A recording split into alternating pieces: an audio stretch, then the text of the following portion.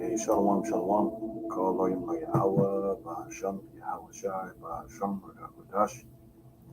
A double honors to the apostles, elders, a great millstone, salutations to you, Akim, pushing the work of truth and sincerity. All right, so I just woke up from a vision. And I don't remember all the vision, but the thing that stuck out the most was children being kidnapped and experimented on. Um, and I don't know, right away it just resonated with um,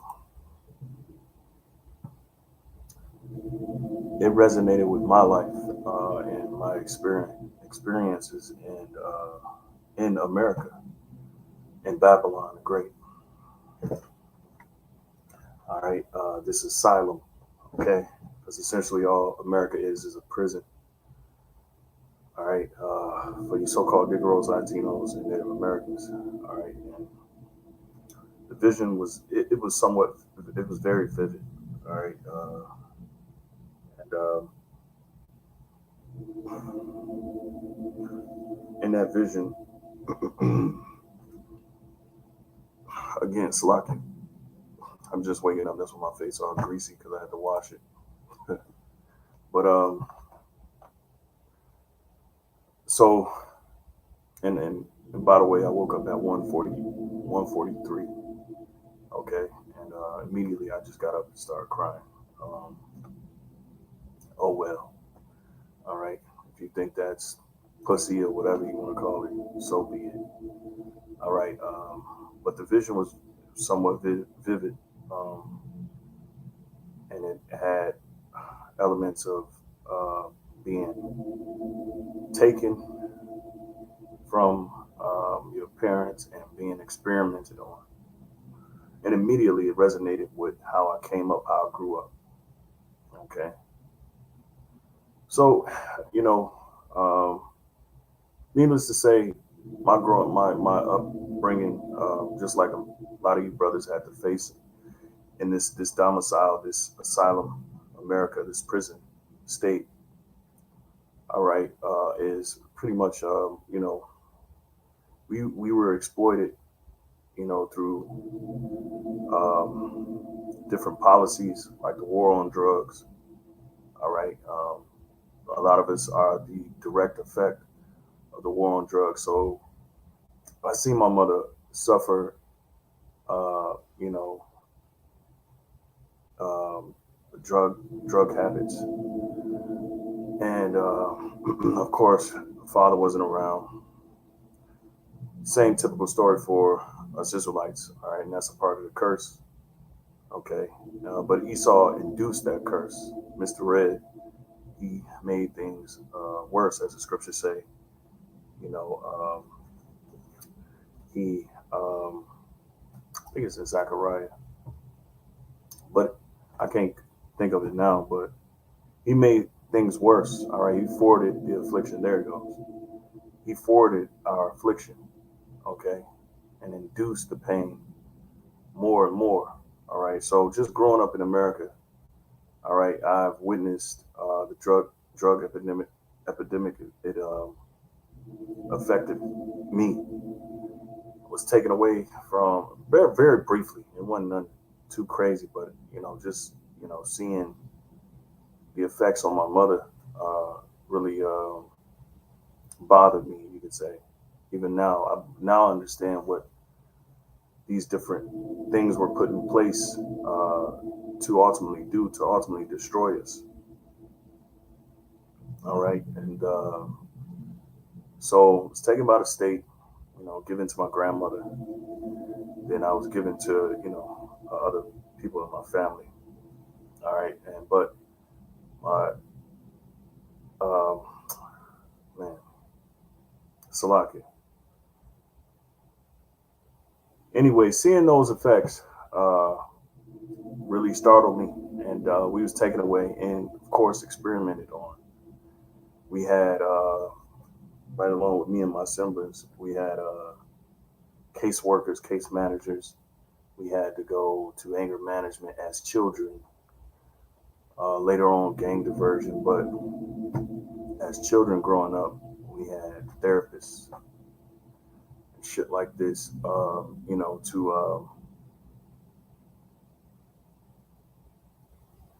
to diagnose us. Okay, and when we got diagnosed, we were forced to take pills and all type of shit, Ritalin, in school. And I remember that made me docile. It made me very docile, and it affected my cognitive performance. Um, it affected me heavily. Um, but yeah, and I say all of that because it's a prison. This is a prison. We were experimented on as children, and essentially that's what I seen in that vision. And I woke up crying. I woke up crying. I won't lie. To this day, that shit hurts my feelings.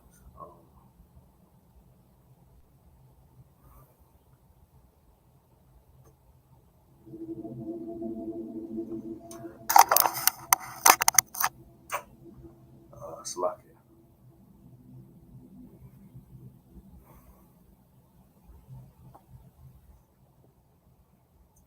Uh, bear with me for a second. I promise you, I did not know I was going to say this. It makes me extremely rageful, and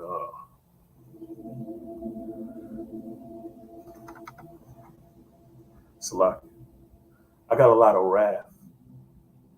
I got a lot of anger. I got a lot of stress.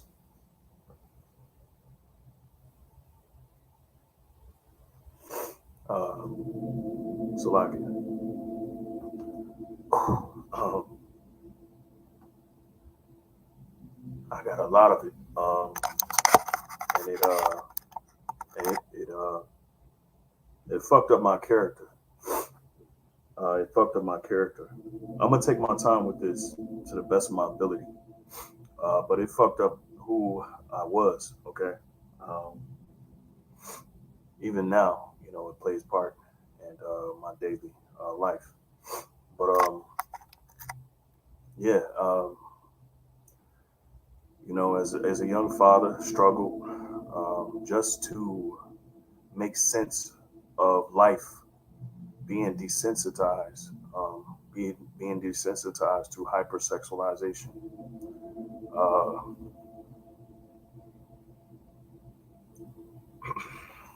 it's like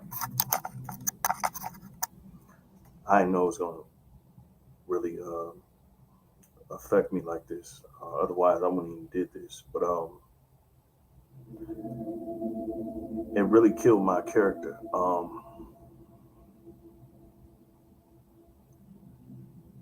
So with all that being said, I'm out for vengeance. Not, not. It's not personal. Of course, the Lord, ignited that spirit in me to whereas, I would stand firm in His truth.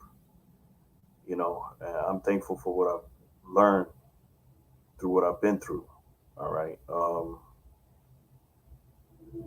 But this society, America Babylon, has broken me to the point where, as a male, wasn't able to, just be a functioning person. All right, closed off to the world, desensitized, having almost no feeling at times, um, not knowing how to be, a man, a father. But eventually, those things, came around through much prayer, of course, through much, weeping, and of course, I'm still making tides, still growing. There's no end to growing. So, you know, again, man. And then Esau's plight and his, forwarding of our affliction made things, of course, worse. Desensitized, being demasculated, being hypersexualized. All right, being even poisoned gradually through food and water. This is what we have to deal with on a day to day here in America. All right, and no one gives a shit. No one cares except for the Lord. All right, and that's why I named this title: "Those that trust in Him will escape His clutches." Because this devil will not let us go. He will not let us go. All right. He's a psychological, um, you know, maniac. All right, and we have the proof. Okay, I always bring this out, and I'm gonna keep bringing it out. The point of them, the point of, well, I'll say it like this: a lot of the reason why we suffer is because of Esau pushing hard to eliminate the light within us. Okay, and you see that Henry Berry 1832 speech, the House of Delegates, after the rebellion of Nat Turner. I always think of that because he would, he goes to say they will. Yeah, I read it. This is his response. It says, Virginia House of Representatives, Henry Berry, we have, as far as possible, closed every avenue by which the light may enter the slave's mind. Okay, and they've, the result of that is the many covert operations that they've done and experimentations that they've done here in America. All right, under the guise of the war against drugs, under the guise of, um, let me see, the prison system. All right, under the guise of, making America, a safe place or whatever, what have you. All right. So it says, close every avenue by which the light may enter the slave's mind. All right. And the light could be, it has to do with inspiration, but mainly inspiration from God. Okay. To be a moral person, to be an upstanding person, to be a good person. Um, it says, if we could extinguish the capacity to see the light, our work will be complete. All right. And so we have the evidence of that, of this, what he's saying, because they're not just saying things in the House of Representatives when they come to delegate. And this was in 1832. It says they would then be on the level of the beasts of the fields, and we then should be safe. All right. And the implications behind this statement is more than just, them being safe. It's them being, them accusing us to the Father. All right. Through us essentially being, um, you know, the thought of God being taken away from us. Okay, and that's what Esau has done. He's done a damn good job. Okay, and we have the evidence to prove it. We got the war on drugs, and essentially everything that came from that, all right, was to put us in the prison system, that we would be lost and lost in obscurity. All right. Okay. So let's see. All right. It's J. Edgar Hoover. Okay. And this is just evidence, just a little tidbit evidence. Okay, of what they've said publicly. Okay, which of course this is ambiguous. It has a greater meaning behind it, a more purpose for them, for these Edomites, behind it. All right. So I mean, this is prevent the rise of a Messiah. All right, it said prevent the rise of a Messiah who could unify and electrify the militant black nationalist movement. Right, Malcolm X might have been such a Messiah. He is the martyr of the movement today, and it was really about eliminating, like he says here, or extinguishing the capacity of seeing the light, some sort of light, you know. And we know, according to Ezekiel 37, the Lord, you know, the valley of the dry bones, all right, which Malcolm X quoted, all right. Well, ultimately, it wasn't time for, um, the actual or the full. Well, let me go ahead and get it, man. It's a lot here. Ezekiel 37. All right.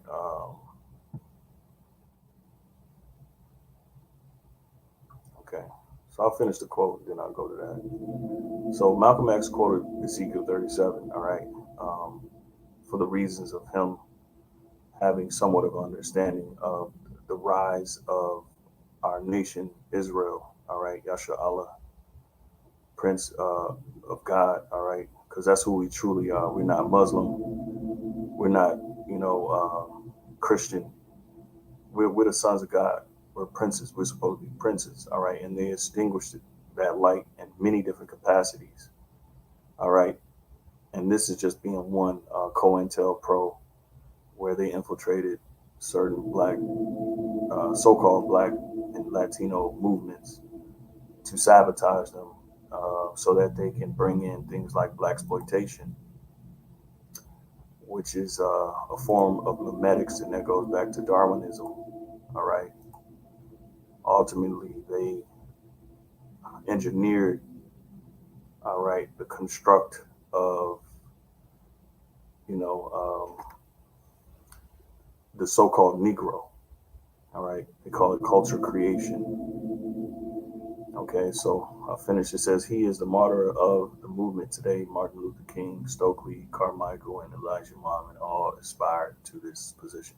What they didn't understand is that the Lord, somewhat ignited their spirit, but these individuals weren't, you know, they somewhat didn't turn the tide. It was more of the Lord pump faking at you. In boxing, we call that fainting. All right, so I use that analogy. The Lord was fainting at the power structure of Esau by raising these individuals, because the big blow didn't come until now.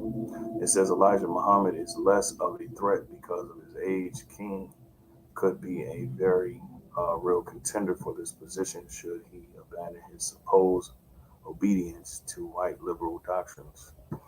All right, which, Martin Luther King was, he loved him some white women. He loved, he wanted to be part of this society, but he realized later on in his, his struggles that was the wrong thing to do, because he quoted that, you know, um, he essentially led his people into a burning building. He was referring to America and, the power, what do you call that? Desegregation. All right. Okay. Uh, so it says nonviolence. All right. It says and embrace black nationalism. Carmichael has necessary charisma to be a real threat in this way. All right. Now the real threat is here. Okay. And they ain't saying too much about it. Okay. But they have their forms of, their intel, and their intel being pushed, and that's through this guy here, Vocab Malone. All right. Funny, he has Batman. Now, Batman, he had a Batman hat on, right? Because Batman is what known for what? All right. Yeah, he got the gadgets and all of that, but what he ultimately, he's an investigator. All right. He is a what they would call um, not just an investigator, but what do you call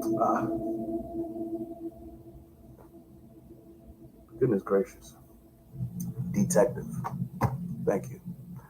All right. So he's a detective, and that's exactly who this guy is: informant and detective. All right, for the New Age COINTELPRO. All right, and that's just how I'm gonna call it. And you can say what you want, but it is what it is. All right. So they created and prevented or tried to prevent the rise of what they call a quote unquote black messiah. Okay. And well, now, you know,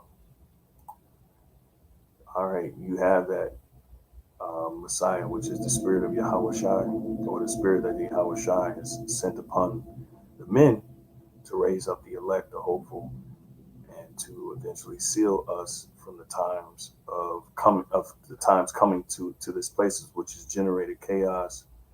All right, and yeah, generated chaos. So Ezekiel 37:1, the hand of the Lord was upon me and carried me out in the spirit of the Lord Yahweh, and set me down in the midst of the valley, which was full of bones, and caused me to pass by them round about. And behold, there were very many in the open valley, and lo, they were very dry. All right, and this is dealing with Israel. All right, very dry bones. All right, okay. And you know when something is dry, all right, it's thoughts of desolation, you know, because you need moisture, right? Okay. Nobody likes to eat anything dry. Nobody likes hot, dry land, right? So this is what we were likened unto as a nation. All right. I'm gonna get Revelations 11 and 8 really quick. Well, I ain't gonna read it. I just want to pull it up.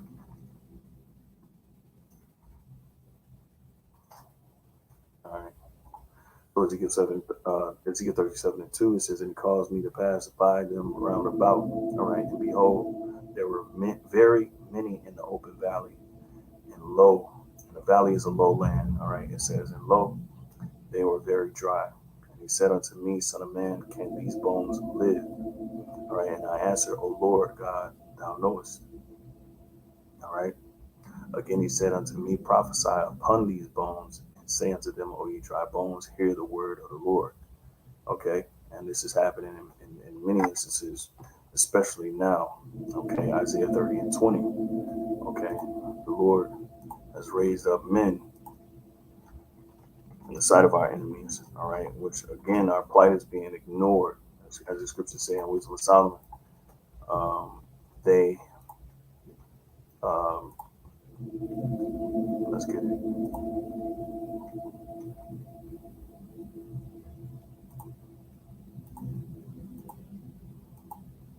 Wisdom of Solomon 5:1, then shall the righteous man stand in great boldness before the face of such as have afflicted him. All right. And who was afflicted the last 400, 500, 600 years?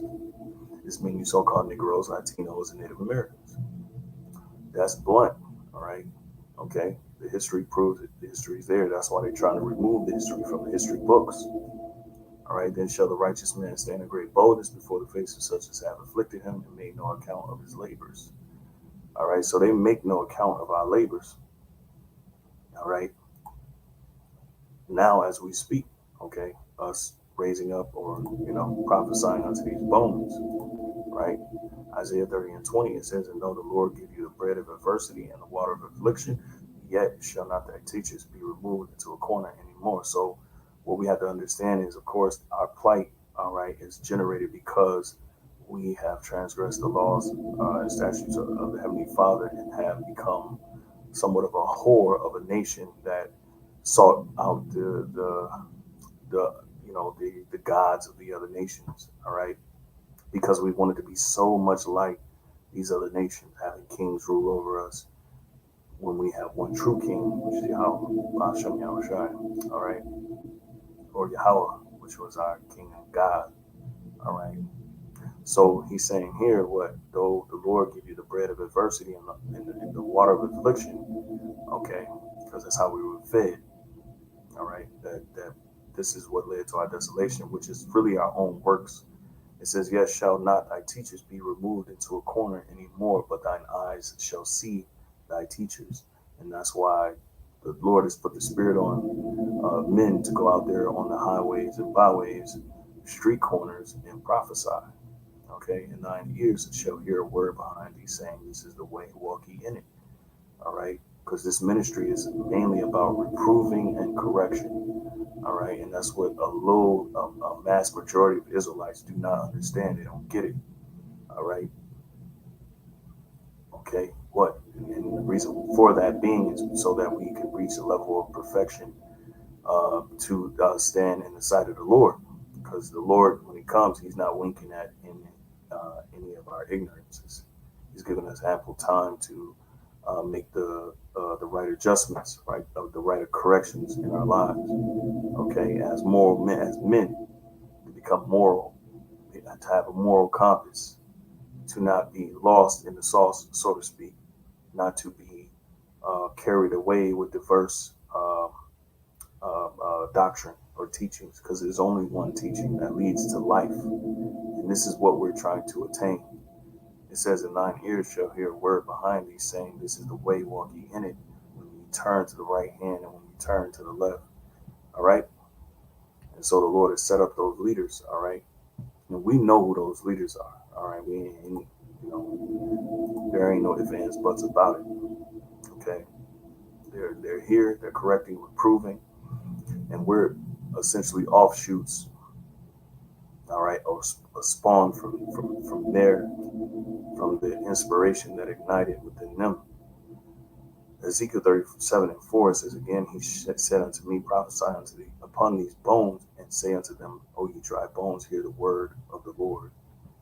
Thus saith the Lord, Yahweh power unto these bones. Behold." Now, you know, regarding this guy, because we get all the scrutiny, not the so-called Jewish people who uh, who essentially get to just claim the fame of the Holy Land and claim the fame of being, God's chosen people, when there's complete corruption and things that's going on their side of the fence, that is never scrutinized. It's never scrutinized publicly. Anybody that says anything about them, they're canceled. But we're the problem. All right, when there's loads of and discrepancies of their doctrine and teachings, like the Talmud, okay, which is very adverse towards humanity, life itself.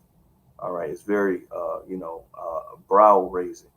Okay, so verse 5, it says, "Thus saith the Lord God unto these bones, Behold, I will cause breath to enter into you, and ye shall live."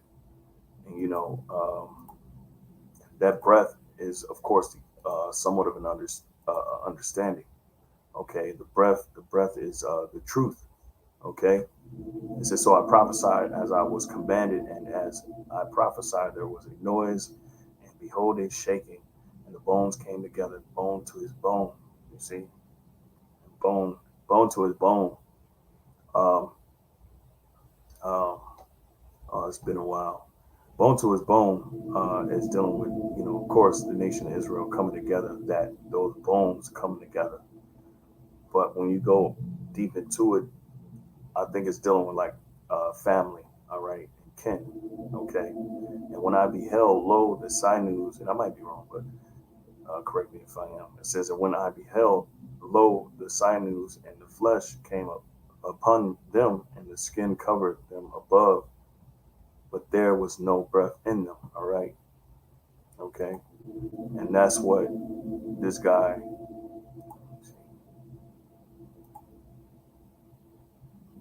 And essentially, that's what happened. All right, with the Martin Luther Kings, the Malcolm X's, they rose up, but they ain't quite had a spirit.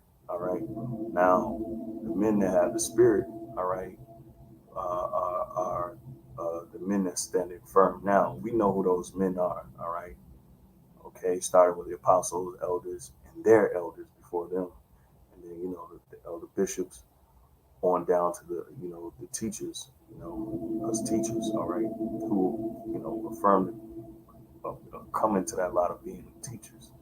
Okay. Okay. We're prophesying and pushing to Israel to know the Lord, right? Slack it.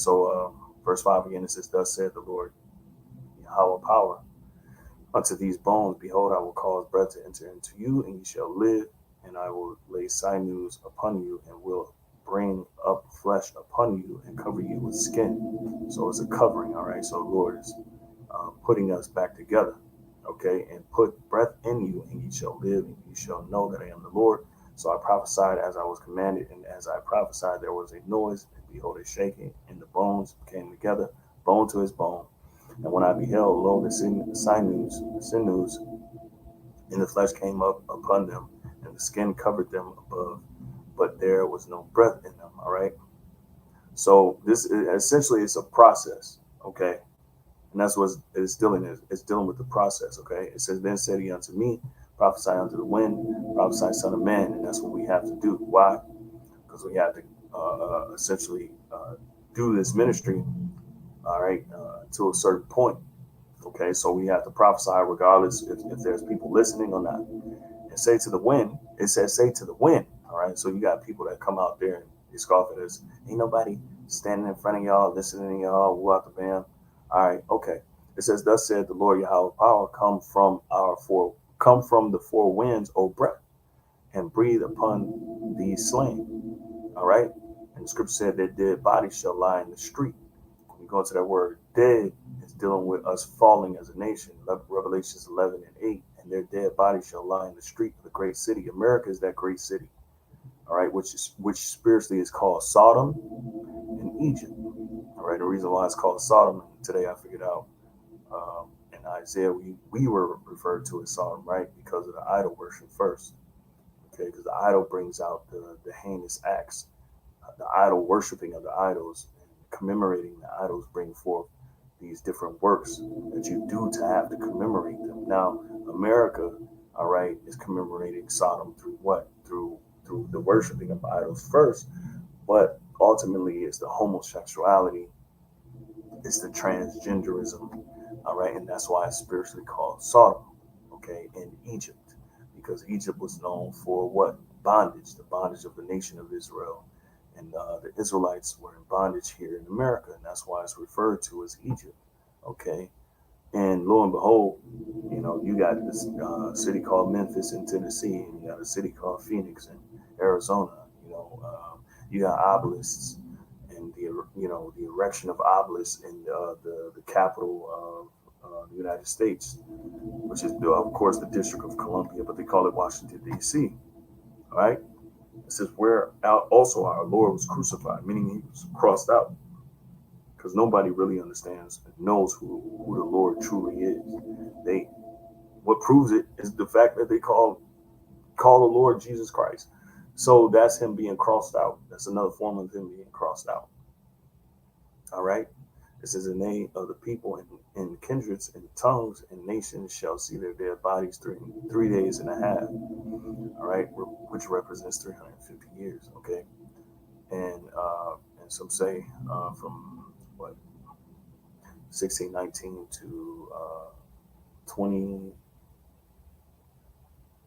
I'm sorry, no, that'd be like 400 years.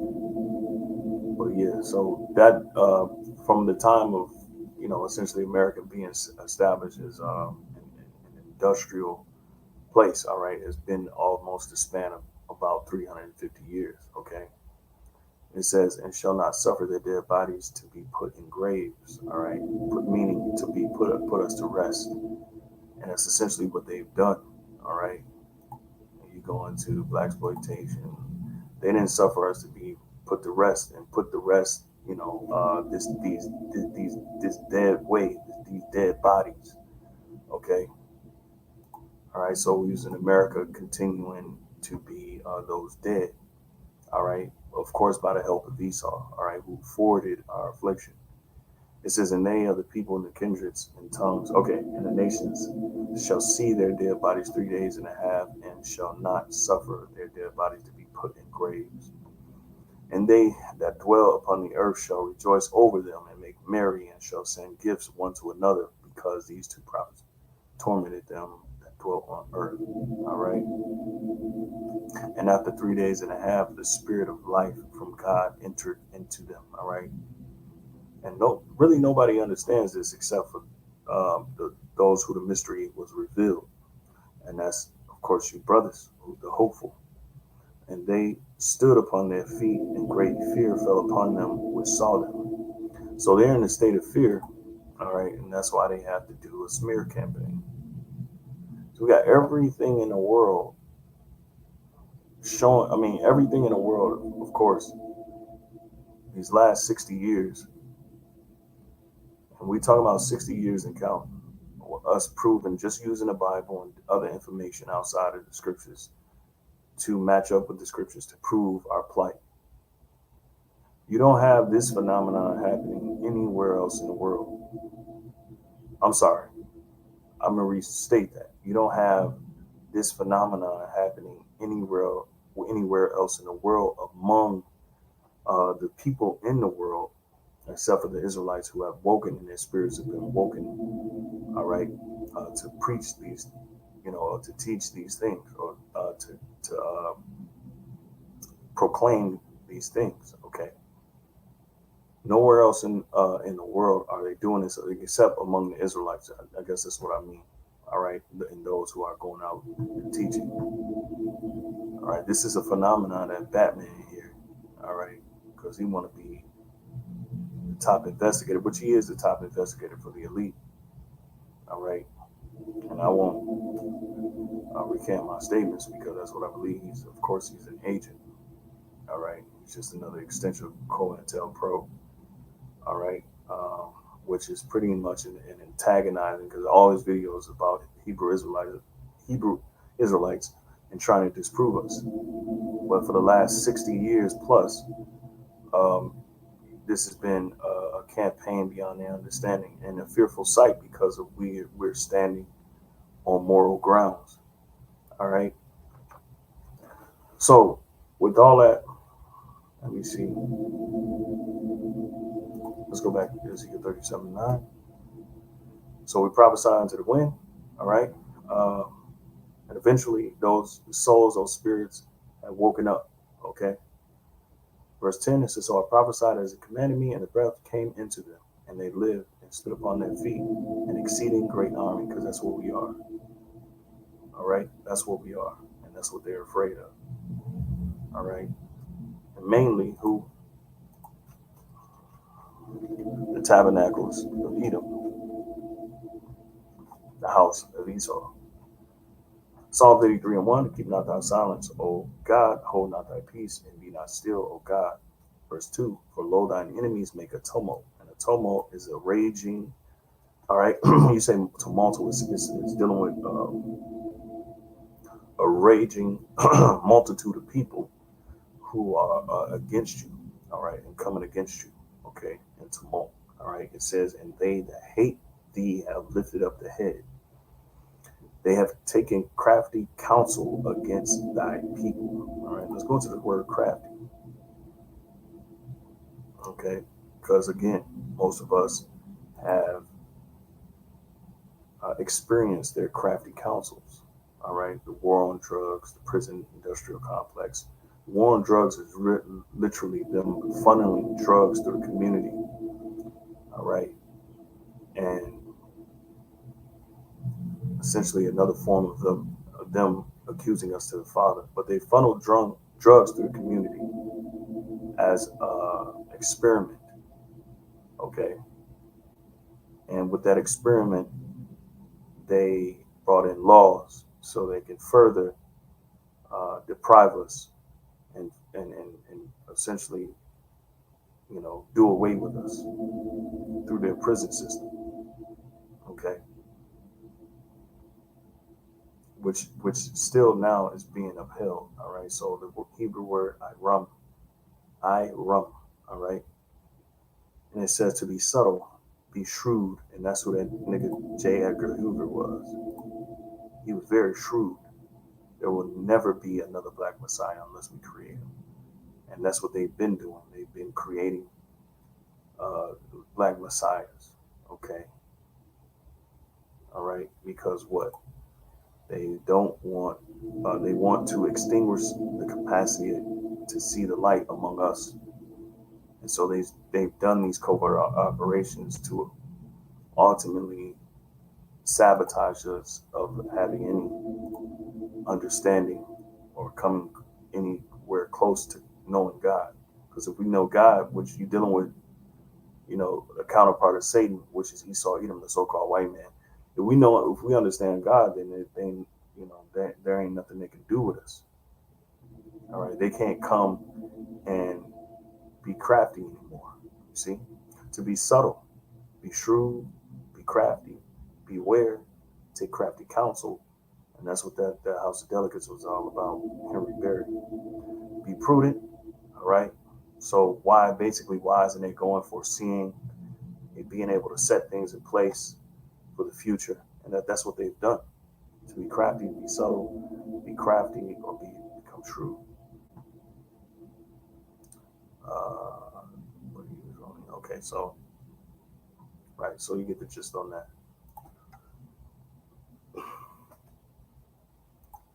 It says, and consulted against thy hidden ones, right? It says they take crafty. I mean, they have taken crafty counsel against thy people, and consulted against thy hidden ones. All right, which is ultimately could be the prophets.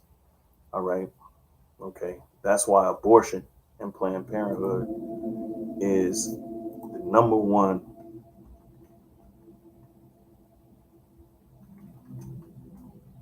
Okay, the number one.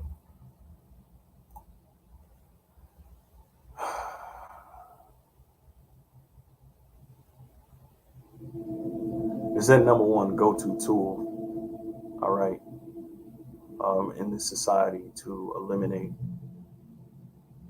the population of male-born children. All right, among you so-called Negroes, Latinos, and Native Americans, and the hypersexualization is in the immoral aptitude, the immoral things that they push in society through social media, through public opinion, is what helps fuel this among these so-called Negro, Latino, and Native American women. So you buy into the system, which is the serpent and his ways. You buy into this way of living, being free and being absolved of any structure concerning family, living your best life, being single, all right, because your baby daddy ain't shit or what have you, not knowing that your baby daddy, there's a conspiracy and there is an agenda um, to destroy him as a man. So you buy into these systems and you help push the ideals of modern day eugenics, which is Planned Parenthood.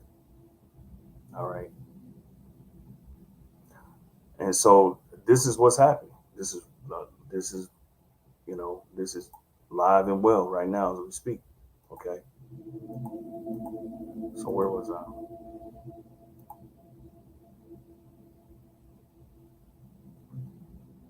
All right, Slocky.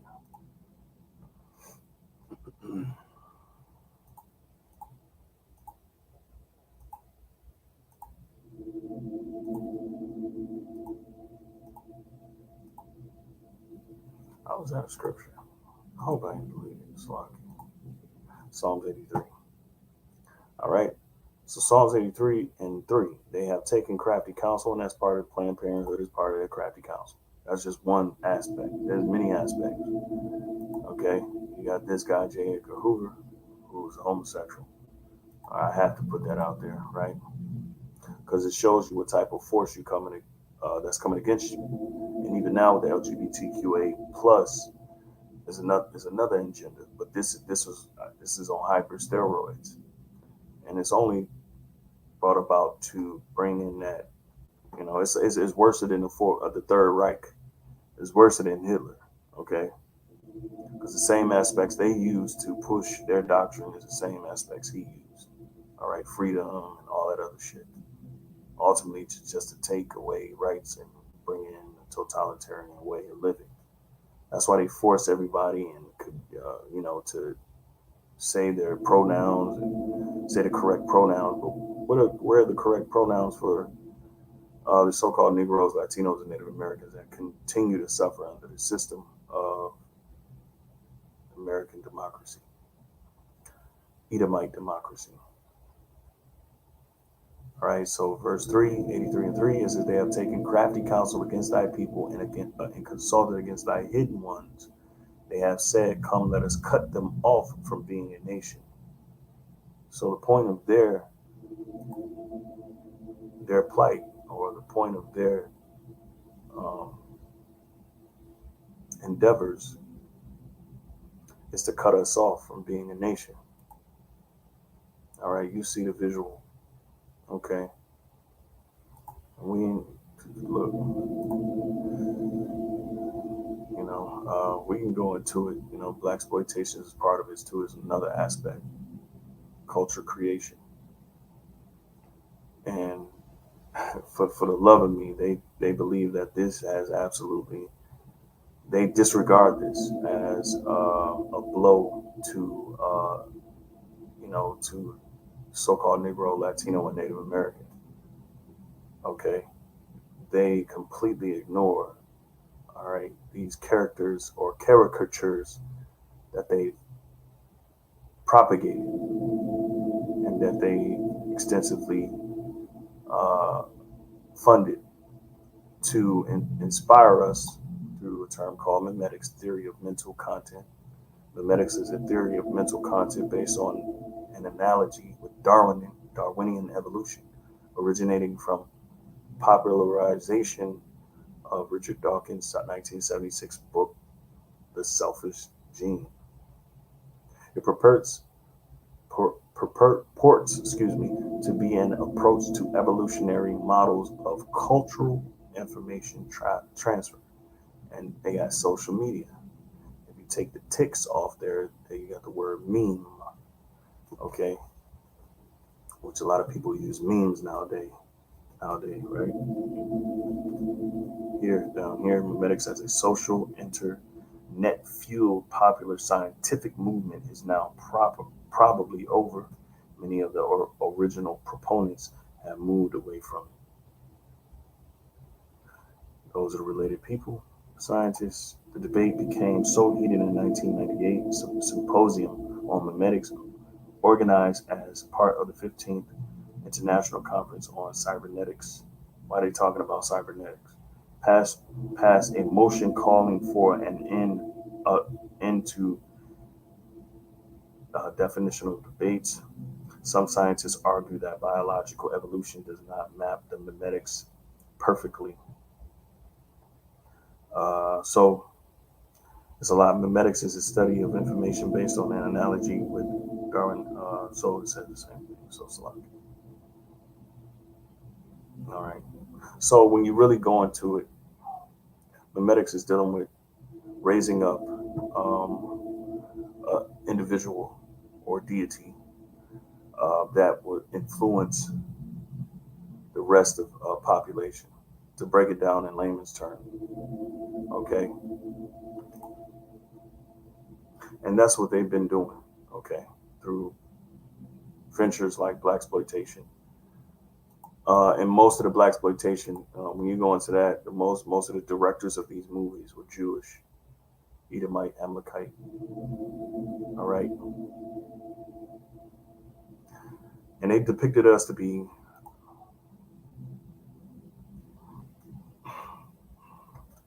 pimps and whores. All right. Um,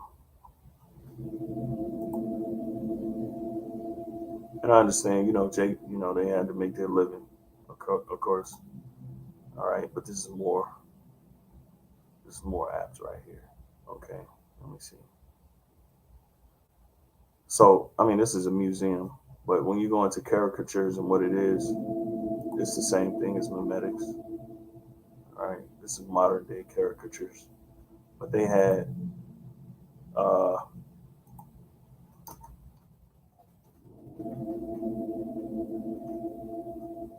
see, they have caricatures of us in slavery. Here's one. You can plainly see how miserable I am, right?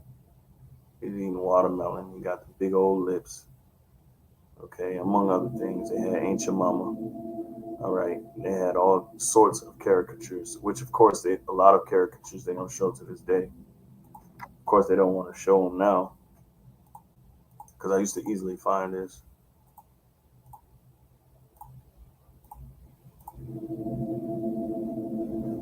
All right, we was monkeys.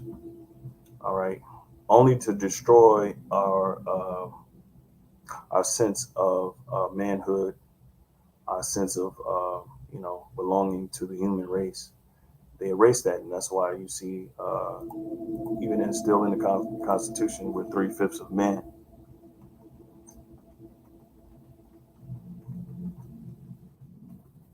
Oops.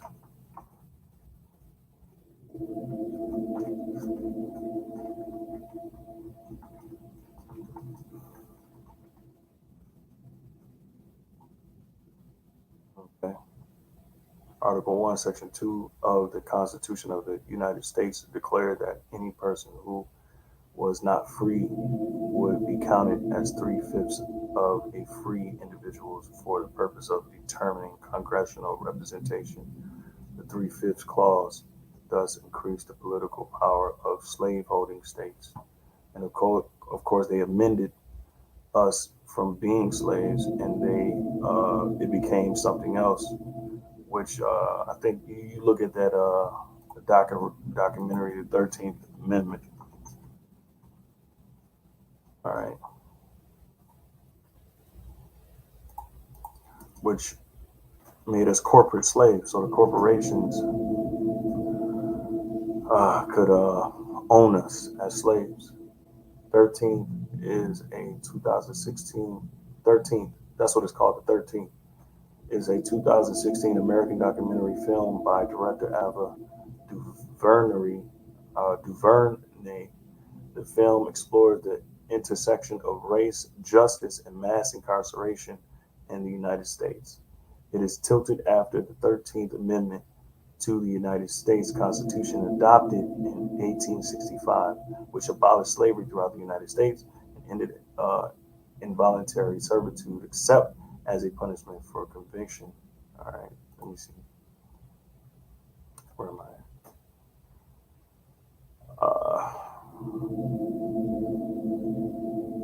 Except as a punishment for conviction of a crime. All right, so Duvernay contends that slavery has been perpetuated since the end of the American Civil War through criminalizing behavior and enabling police to arrest poor freedmen and force them to work for the estate under convict leasing. This was a system of forced penal labor which was practiced historically in the southern United States. The laborers being mainly African American men, it was ended during the 20th century. It provided prisoner labor to private parties, such as plantation owners. And if you were found after slavery without a job and just roaming the streets, they could arrest you uh, and they call this term convict leasing, and they could put you in a chain a chain gang, which worked on the railroad that built pretty much America. Free slave labor, okay? Suppression of African Americans by disenfranchisement, all right? Disenfranchisement, all right, especially in southern states in the United States, was based on a series of laws, new constitutions, and practices in the South that were deliberated, used to prevent black citizens from registering to vote and voting. And it also kept us from getting jobs. It says lynchings and Jim Crow politicians declared a war on drugs that weighs more heavily on minority communities. And by the late 20th century, this is good because it set up the precepts that I got coming up next. It says mass incarceration affecting communities and vocab. This is how you bring the scriptures to light. This is how you bring the scriptures to life. Okay. It says, especially American descendants of slavery in the United States. She examines the prison industrial complex and the emergent detention industrial complex, discussing how much money is being made by corporations from such incarceration. So they're making money, all right, okay, off of our ignorances to their covert operations and these experiments that we have to deal with. So I want to start with Isaiah 42 and 22, of course. And then I'm going to jump to Isaiah 14, which explains that these Edomites won't let us go. So I'll jump back to Psalms 83. All right, Salakia, this is 83. And 4, it says, they have said, come and let us cut them off from being a nation, that the name of Israel may be no more in remembrance, for they have consulted together with one consent. They are confederate against thee. All right. And another word for saying confederate is the Hebrew word barayah, covenant, alliance, pledge between men, treaty, alliance, league, man to man, constitution. That's a constitution. Article 1, Section 2 of the Constitution of the United States declared that any person who was not free, which were slaves, you Negroes, would be counted as 3/5 of a free individual for purposes of determining congressional representation. Right? Or am I just bugged out? So let's continue. No, because I don't see why this would make anyone mad. This scorches my spirit. But of course, it helps purge out, you know, the old man, okay, who once was ignorant to these things and continue in the obscurity of these things. So these things, what the effect of these things that brought about hypersexualism, being thugs, being, being, just punks. I say that for the moles and bows. We just call y'all punks. All right. It says, so ordinance, monarch to subjects, agreement pledged, man. So this is, all right.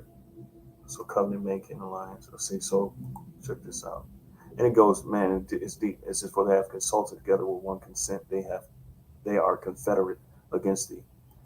The American Constitution proves that they are confederate against us. And who, lo and behold, it says, Psalms 83 and 6, it says, the tabernacles of Edom and the Ishmaelites. All right. These are the individuals who are ruling over us, the Edomites being the so-called white man, Esau Edom, who essentially runs the world. He runs the policies of the world. All right. We know him as the Western civilization. The world knows him as the Western civilization. Just to, to mark it down to you, because you can't escape. You can't escape what you've done. All right. The history proves it. All right. The history proves it. But where are these individuals when it comes to, these different plights that we have to deal with? Jeremiah 15 and 5 explains it. Who will bemoan thee? Who will see how thou doest? All right. For who shall have pity upon thee, O Jerusalem? Or who shall bemoan thee? Or who shall go aside to ask how thou doest? Thou hast forsaken me, saith the Lord Yahweh. Thou art going backward, therefore will I stretch out my hand against thee and destroy thee. I am weary of repenting, with repenting. Okay. So who's going to check on us? It surely ain't you Edomites. But that's the prophecy. Okay. So it says the tabernacles of Edom and the Ishmaelites, they own the stores and or gas stations in our neighborhoods. You have to buy food off of them. Yeah, they have those small mini marts. All right. Of Moab, the Chinese, they make hella money off of us. Okay. We buy their shoes. We buy all their products. So Moab being the Chinese and the Hagarene, the Hamites. All right. And essentially it's going into all the different nations that have a part in the conspiracy, which conspiracy means to breathe together. So the man, they come together, they breathe together, they speak, they talk. A council represents secrecy, literally. A council is secrecy. I think it says that Sawad, council assembly, circle of familiar friends, assembly council. It says secret council right here. Boom.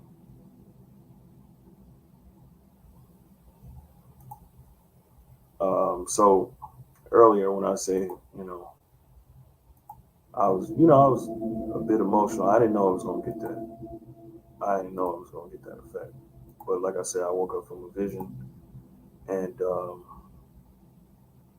immediately went to crying because in the vision I was experimented on. But when I woke up, it resonated with what I had to deal with in my life. So, and look, and not just me, Salaki, not just me.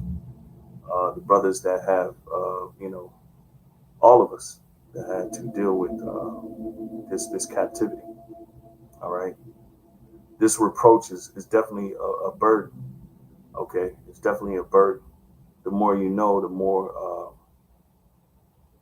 the shit hurts. All right.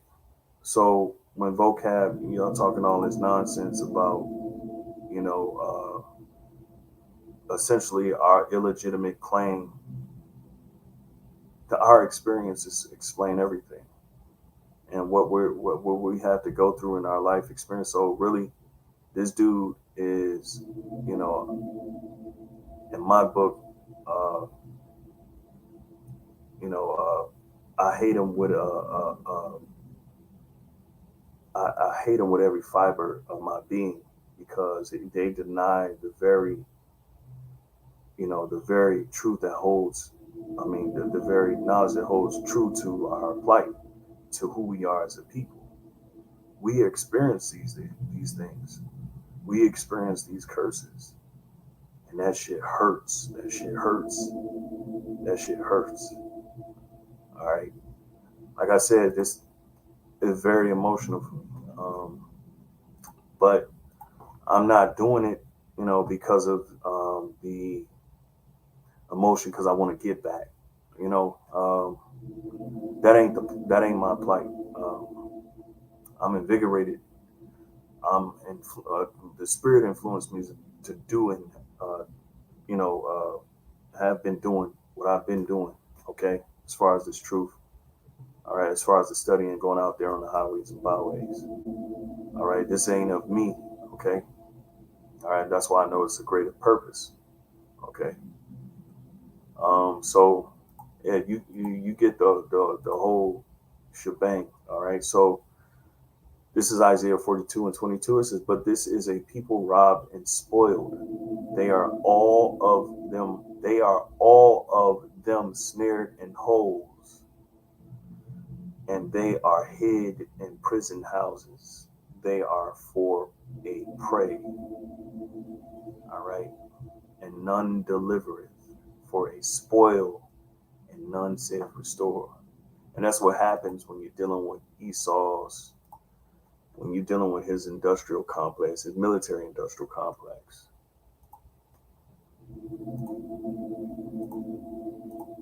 That's what happens when you're dealing with his military industrial complex. All right.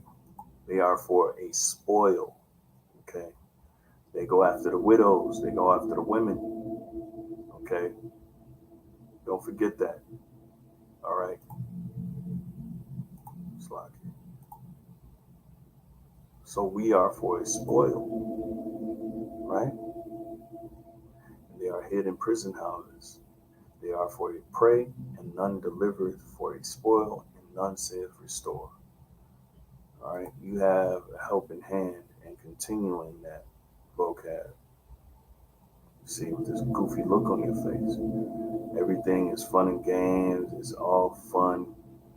You're laughing, you're scoffing. We just, to the world, we're just delusional. And what you don't understand, you encroaching on some very, very deep waters. And eventually, you're going to get what you're looking for, buddy. All right? You're going to get astonishment. All right? Scriptures talk about you in Wisdom of Solomon 5. All right? Wisdom of Solomon 5 and 4, which we may get. All right? Isaiah. In fact, we have to. Okay? Because it speaks to my upbringing. Okay? All of our upbringing. I'm not just talking about me. Isaiah 42 and 23, it says, among you who among you will give ear to this? It said, who will hearken and hear for the time to come? It said, hey, look, only the hopeful. Everybody else ignoring the fuck out of us. Who gave Jacob for his spoil and Israel to the robbers? Which Esau, you the robbers, the nations, you Gentiles, you heathen. All right. It says, did not the Lord Yahweh, he against whom we have sinned, for they would not walk in his ways, neither were they obedient unto his law. All right. So the heathen, you can only use that for so long. Okay. But now the point, I mean, as far as us going off and you exploiting our immorality and us being apart from the Most High Yahweh, Hashem Yahushai, you can only exploit that for so long. Because eventually we turn, and now we turn back to the Lord. So what can you do? So you had COINTELPRO, you had individuals like J. Edgar Hoover, who at all costs they was able to diminish any uprising, any group that came together for the purposes of growing, for the purposes of thriving and sustaining themselves. You were able to come against them, but now somehow, miraculously, you can't even come. The best you can do is this guy. And I ain't making this lesson about him. He just came into mind, and all right. It says, therefore he hath poured upon him the fury of his anger and the strength of battle, and it hath set him on fire round about. Yet he knew not, and it burned him. Yet he laid it not to heart. All right. So it of course it's the Lord's doing at the end of the day. All right. And that's what we have to come to an understanding of. All right. We did it to ourselves. Okay. And Isaiah, we're actually reading Isaiah as homework. So, the first chapter goes into the ass knoweth his master's, what the ass knows his master, and the ox, I know his master's crib. I butchered it. All right. But Israel doth not know, Israel doth not consider. So we don't know who we belong to. We belong to Yahweh Shem Shai. Wisdom of Solomon 2, that's what it was, Salakia. All right. Okay, Wisdom of Solomon 2, chapter 2, verses 10. Get straight to the point. Let us oppress the poor, righteous man. Let me jump. Wisdom of Solomon 2 and 1, it says, for the ungodly, which is Esau, said, reasoning within themselves, but not aright. Our life is short and tedious, and in the death of a man there is no remedy. All right, that's why you going into this technocracy. That's why you're trying to find singularity through a chip. It ain't gonna work. All right, it's not gonna work. Okay, you're trying to find immortal life and transhumanism. It's not gonna work. All right, whatever deity that you pray to, whatever demon that you pray to, lie to, only for the purposes of you destroying yourself. It says, neither was there any man known to have returned from the grave, for we are born at all adventure. Okay, so let me jump. So this is the wicked. This is their mindset. All right. So Wisdom of Solomon 2 and 10, it says, let us oppress the poor righteous man. Let us not spare the widow, nor reverence the ancient gray hairs of the age. All right. And that's what you've done through your policies. And that's what you've done through the handling of the children of Israel here in America. Transatlantic slave trade. And Not to mention, all right, Slack, I cannot forget, okay, the northern kingdom, the northern tribes who were oppressed as just as well and just as worse.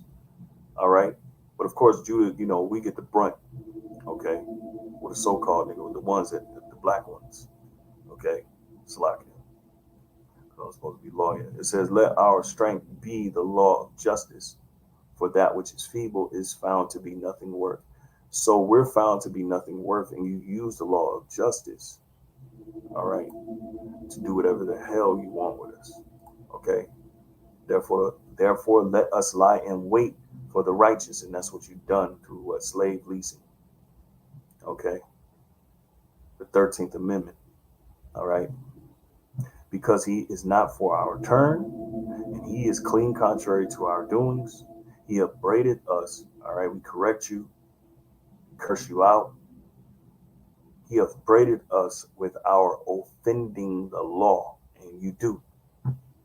You shed blood. You remove landmarks. You name it. You do it all. All right. You're the jack of all trades when it comes to wickedness and oppression. It says, "And objected to our infamy, the transgressions of our education." All right, because that's what you're known for. Your infamy is what? Transgression of our education. You lied. What do you call that? Um, Iconoclasm. All right. Job 9 and 24 are iconoclasm. Okay. You putting yourself up as God. All right. The earth is given into the hand of the wicked. Job 9:24. He covereth the faces of the judges thereof. If not, wherein who is he? So who did it? Who did it if not you?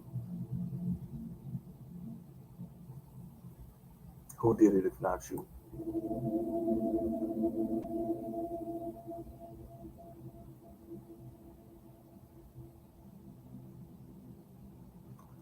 So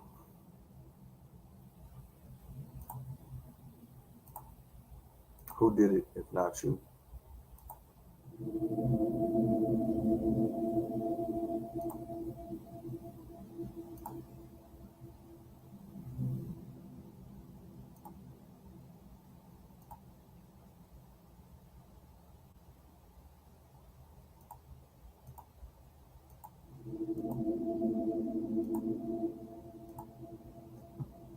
All right, where was it? Salakia.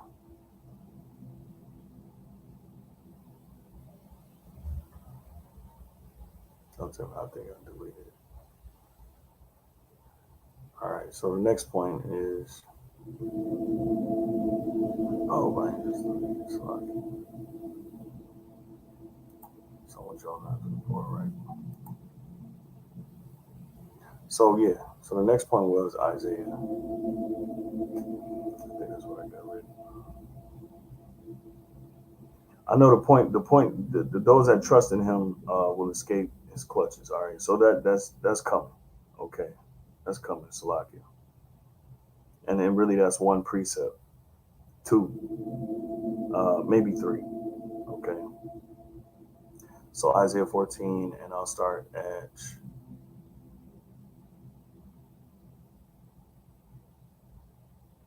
9 because this is dealing with the American industrial complex, or the American, or the West, all right, which is ran by Edomites, Western civilization, all right. Okay, and your main hub is America, all right, which influences the whole world. Isaiah 14:9, held beneath is moved for thee to meet thee at thy coming. It stirred up the dead for thee. All right. So what's happening here in the prophecy is the Lord is about to bring Esau down. All right. They're about to become a fallen nation. Okay. And they're already there signs to show that. If Satan be divided against Satan, how shall his kingdom stand? You know, um, you got Edomites fighting against Edomites. Case in point, you got the Russian Edomites who are waging war with the West, which are the American European Edomite. Okay, which the European Edomite is going to turn against the American Edomite, and they're going to side with the Soviet Edomite. Okay. It says, even all the chief ones of the earth, and not just Esau going against each other. Now the other nations, the heathen, are involved as well because they're known as the dead. Okay, because they're referred to the dead because they don't have the obsolete. I'm not obsolete, but the top moral understanding, which is the truth, the laws of God, and that's in Psalm 149. Okay, because His words are truth. All right, and in His words are life. Ooh, it's like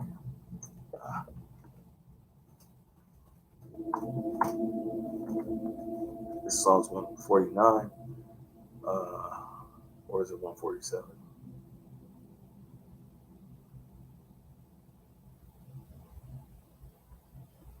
Yeah, it's 147. It's like this is Psalm 147, and 19. He showed His word unto Jacob, His statutes and judgments unto Israel. He had not dealt so with any nation. And as for His judgments, they have not known them. Praise ye the Lord. All right. So the nations, they're dead because they don't have the word of the Heavenly Father. Okay. All right. There's other precepts we can prove, you know, grab and prove that. But I'm gonna continue. It says, it hath raised up from their thrones all the kings of the nations, and all they shall speak and say unto thee, art thou also become weak as we? Art thou become like unto us? All right. Now the point is of this scripture I'm bringing in is because Esau's been at the height of civilization. He's been at the top of the food chain, so to speak. He's been pushing policy. His tongue going through the earth, and they regulate everything. Okay, because of course the Lord has raised up the basis of men to rule society. Okay, and now, but in that endeavor, in that his what he's doing, he's gained control of the children of Israel, us so-called Negroes, Latinos, and Native Americans, and they can push policy. All right, this is a film with the 13th Amendment going to eradicating us to be put in slaves in the prison system. All right, so they're able to do that. All right, they're able to keep us in on every side. They're able to create this virtual prison. All right, and to control us through cultural creation, caricatures. All right, um, all right, and memetics. Black exploitation is just something that happened in the '70s with film. They depicted all these caricatures, okay, to influence us, to demoralize us. All right, and this is the plight of what they call who they call the Jewish people, because they were the directors. They were the people behind the scenes, pretty much pushing the work, pushing this thing to become what it is. All right, and you see what Leora Cohen said about drill music, man. All right, y'all,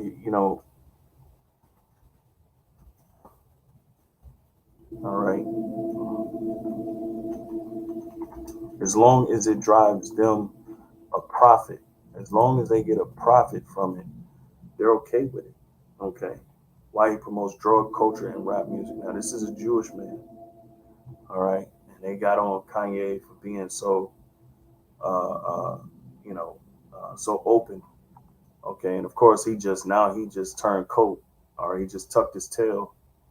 All right. But it ain't for the lighthearted. This truth is for the real men. All right. So let's see.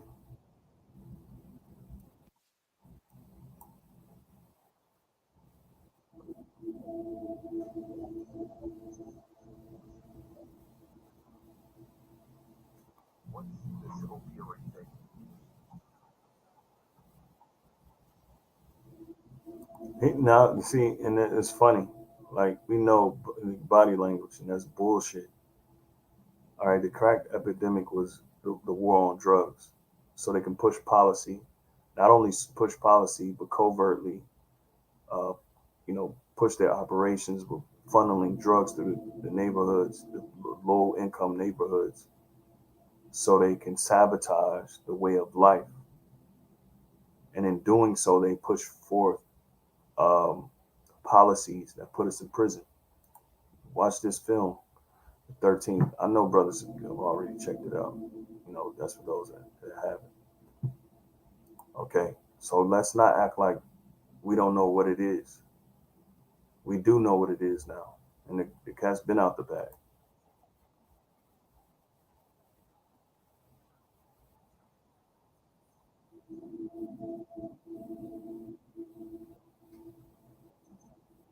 He has to be careful on how he puts it. You see, and his standpoint is essentially from somebody that's just watching what's taking place. They are watching what's taking place. It's an experiment, and we all are under that yoke. Essentially, soon it's gonna be that yoke is gonna be broken, and that's really the point of this lesson. That's really the point of this lesson. That yoke is gonna be broken. Okay, so when they come down on us with wrath, or they try to come and investigate us, which they already doing investigating, from Batman himself, the top detective. All right, when they put us in those room and whatever they interrogating us, whatever the case may be. All right, um, I mean that's what it's gonna lead to. Okay, don't act like y'all don't know what it is. All right, don't act like y'all don't know what it is.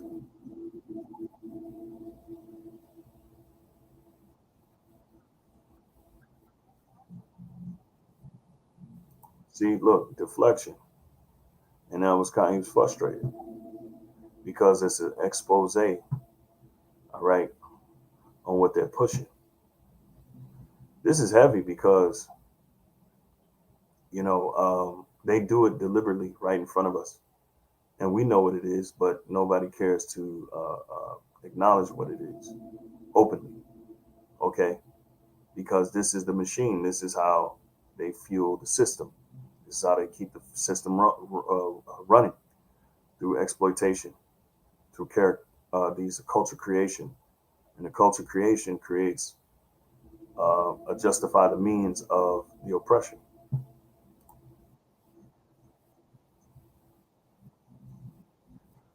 So issues don't matter to him, right? Issues don't matter to him. Well, we just read Job. What did Jeremiah? Excuse me. Just read Jeremiah. For who shall have pity upon thee, O Jerusalem? Or who shall bemoan thee? Or who shall go aside to ask how thou doest? All right. Nobody gives a damn. You see? See how that works? And we're gonna go back to Isaiah Salaki. So nobody gives a flying, you know what? I think I might have missed something right here.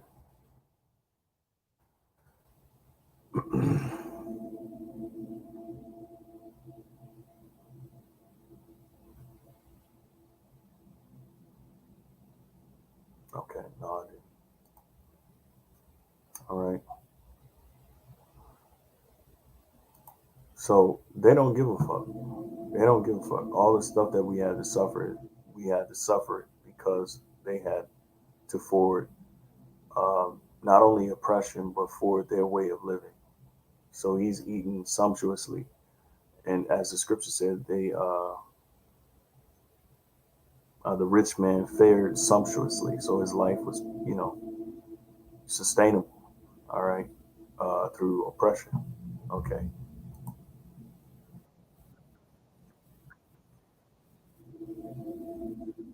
he can't give up on people. Um, Again, showing that he cares, but he really don't give a fuck. Okay, because as long as he's pushing the agenda of death culture, because that's what drill music is. It's a death culture. You see, and nobody gives a fuck because they're making money. But now the Lord is about to even the playing field. He's about to get rid of the money, and he's using these devils to do it. And that's going to really draw people to the reality.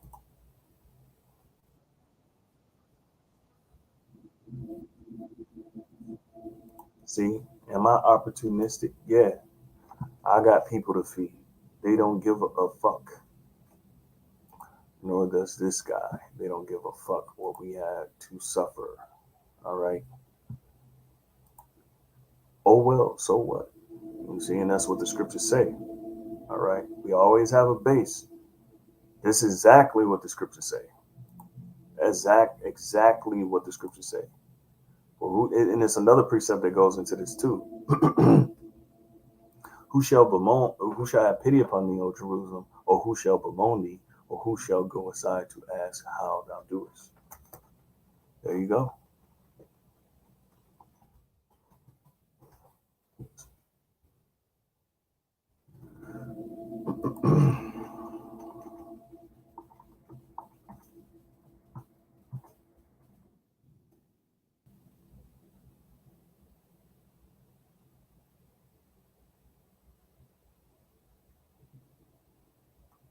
I don't think I'm gonna be able to find it right now.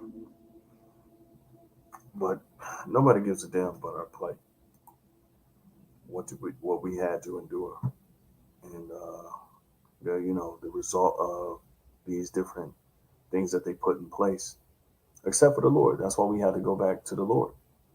All right. So Isaiah 14 and 11, it says that pomp is brought down to the grave, and the noise of thy vows, the worm is spread under thee, and worms cover thee. All right. And that's the corruption that the Lord has put on display, the putrefying corruption that's spreading, all right, from the inner workings of the society to the outer workers of this society.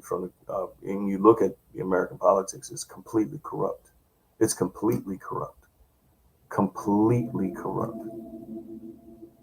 And so, what do you have on the back end? The result of that is a failed society.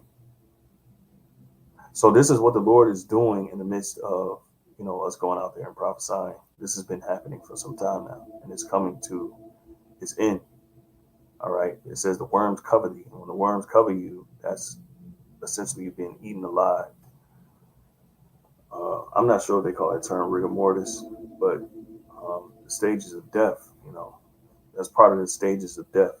And of course, it's symbolic, all right, which is, you know, the funny thing about that symbolic, symbiology or symbolic, uh, it goes into the reality, all right? So people going to really be around here dead, all right? Isaiah 14:12, how art thou fallen from heaven, O Lucifer, son of the morning, all right? And it's dealing with the enlightened ones, the Illuminati, all right? Psalm 64 goes into that as well. The Bible talks about the Illuminati, okay? The Bible exposes the Illuminati, all right? And that's essentially who we've been getting our ass kicked by, all right? The enlightened Edomites of this age, okay? Who know that the birthright is at stake, as if it was open to anybody that will try to make the claim. All right, how art thou fallen from heaven, O Lucifer, light bearer? All right, it says son of the morning, okay, because they hold the light. All right, you got the Olympics where they carry the torch, okay. That's part of that. But who own the Olympic Games? Who put on for the Olympic Games? Of course, the elite. All right. How art thou? It ain't just about sports. All right. We already know.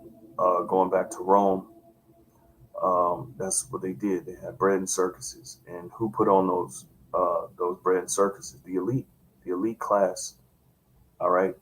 How art thou cut down to the ground, which didst weaken the nations? All right.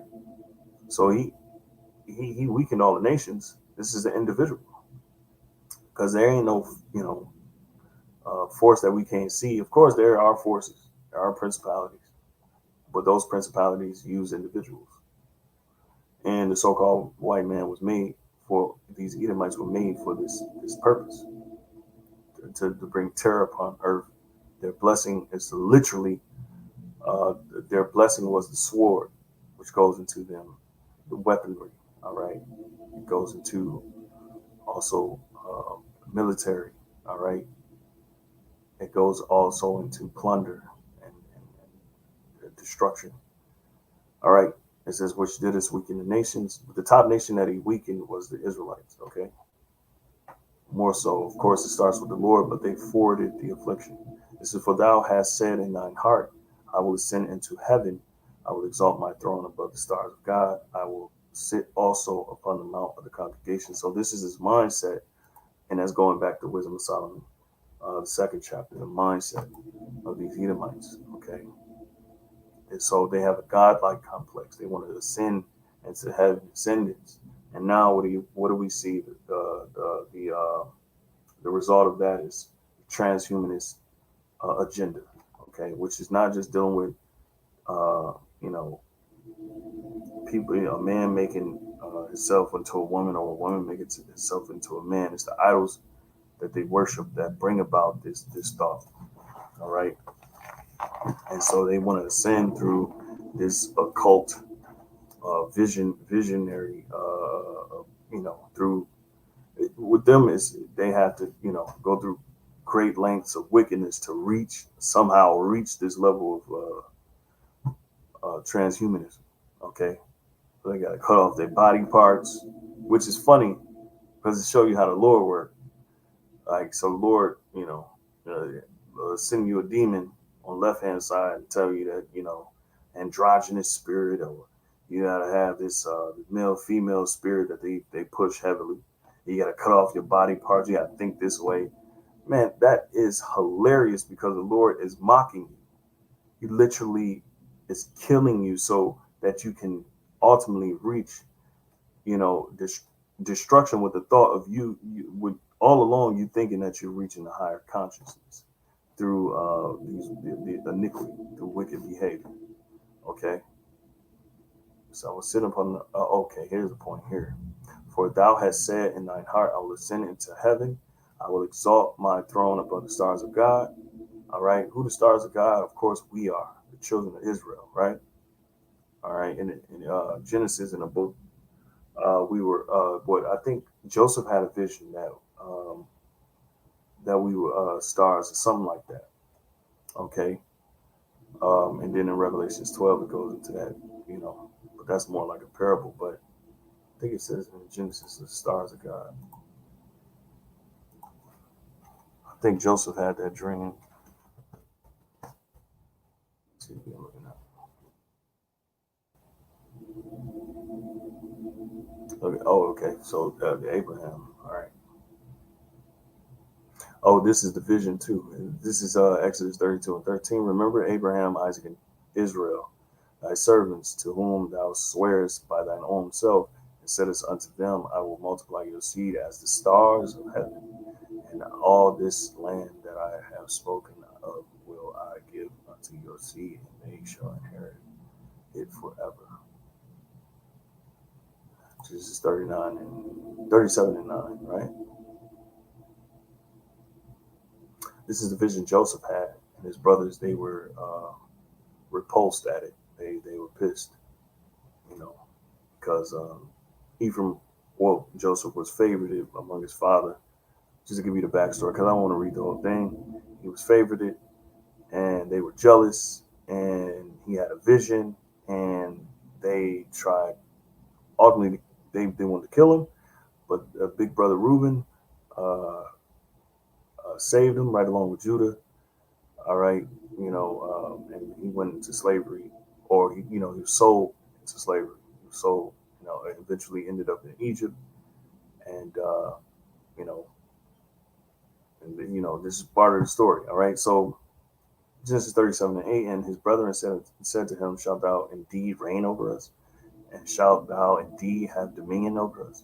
And they hated him yet the more for his dreams and for his words. And he dreamed yet another dream and told it his brethren, and said, behold, I have dreamed a dream more, and behold, the sun and the moon and the 11 stars made obeisance to me. I mean, and eventually that happened. All right, after during the time there was a dearth. I think this was fulfilled when he during the famine when his father Jacob came into Israel. I mean, came into Egypt. Salakia came into Egypt. All right, and his brethren had already went. Joseph's brother had already came to Egypt to find, victual. Okay, because there was a famine in the land of Canaan. It says, and he told it to his father and to his brethren, and his father rebuked him and said unto him, what is this dream that thou has dreamed? All right, shall I and thy mother and thy brethren indeed come to bow down ourselves to thee to the earth? And they did. Okay, they had to bow themselves to them because the Lord set them up in Egypt and gave them favor among Pharaoh, and he was set up to pretty much save them in those times. Okay, because there was a famine in that land, so that vision came to pass. Okay, which is, man, that's heavy, man. That's beautiful. That's beautiful. Okay, so those stars, going back to Isaiah 14. Okay, those stars, I will exalt my throne above the stars of God. So he exalted his throne, his rulership above us, and in doing so, he brought this legislation. All right, they obliterated any movement that we had. Not only that, they made the 13th Amendment that made us virtual corporate slaves to hold us in on every side. Isaiah 14 and 22. I mean 42 and 22. We're snared in holes and we're in prison houses, and they refuse to let us go. You see, but those that trust in the Lord, that yoke is going to be broken. All right, they are hidden in prison house. They are for prey.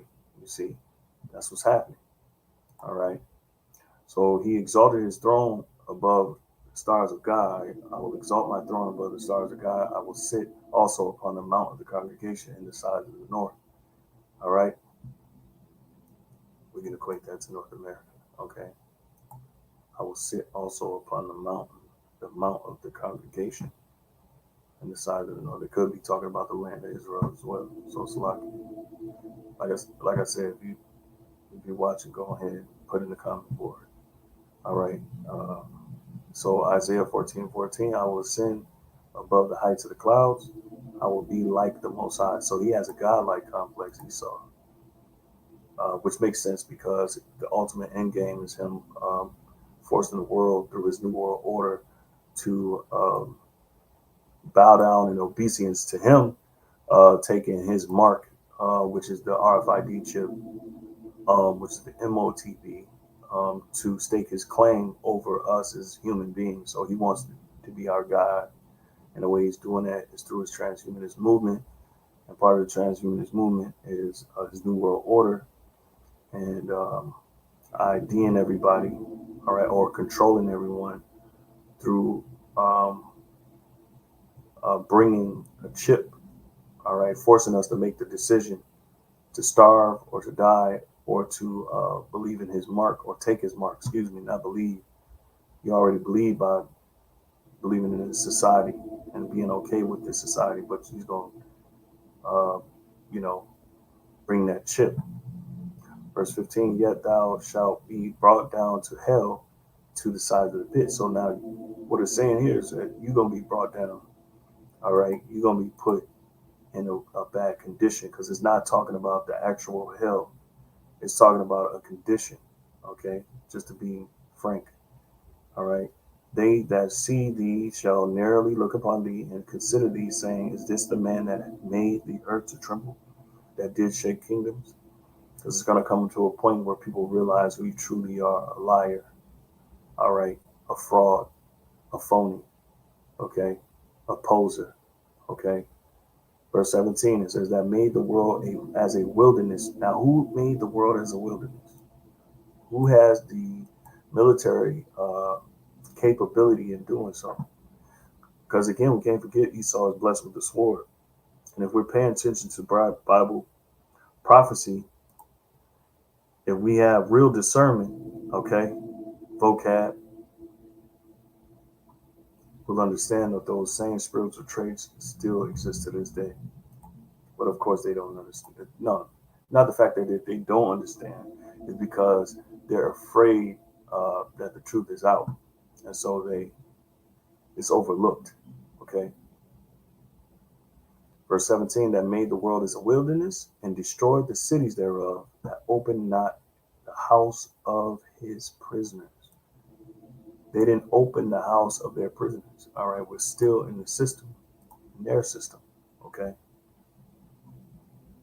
so NLT. Um,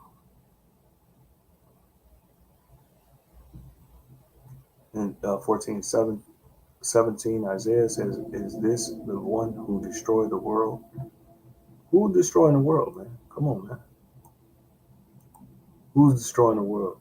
Oh, they're gonna say corporations. Who runs the corporations? Whose policies run the corporations? All right, and made it into a wasteland. Is this the king who demolished the world's greatest cities and had no mercy on his prisoners?" Yeah, hey, they don't. Okay, because we're thrown into obscurity of complete darkness when dealing with this devil. All right, so they didn't open the house of their prisoners. It says all the kings of the nations, even all of them lie in glory everywhere. Okay, so that's going into the future right here. Okay, but the point here is that and this matches up with Isaiah 42:22, that open not the house of his prisoners, which were the prisoners. Okay, we're those prisoners, and it's just not this documentary in the prison industrial complex. That's part of the policy that which they made, because Wisdom of Solomon says we have found we're worth nothing to them, so they can use the law of justice to do as they please. Wisdom of Solomon 2:11, it says, "Let our strength be the law of justice." That's why they can make in their constitution with 3/5 men. All right, okay, they can make a constitution and say we're nothing because we're not free. All right, okay. Oh, it's the Wisdom of Solomon. So let our strength be the law of justice. Okay, that's why they can make policies and create Planned Parenthood.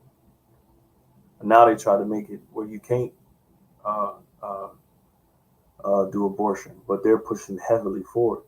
You know, and I think that's just one of the things that they're doing to balance things out as far as not letting these women uh, just go abort babies. Maybe they ain't. All right. This is for that which is feeble is found to be nothing worth. So they know we're feeble because we don't have understanding, knowledge. All right. And wisdom. And just because you be part of the system and you become a Democrat, Republican, you learn the system and how to maneuver in this society doesn't mean you're on a level. You're really on a level when you know God. All right. And when you know the judgments of the Heavenly Father concerning mankind. All right, because his judgments have everything to do how this world is ran. For that which is feeble is found to be nothing worth. So they believe us to be nothing worth. But that's why they do their exploits on the level that they do them. Okay.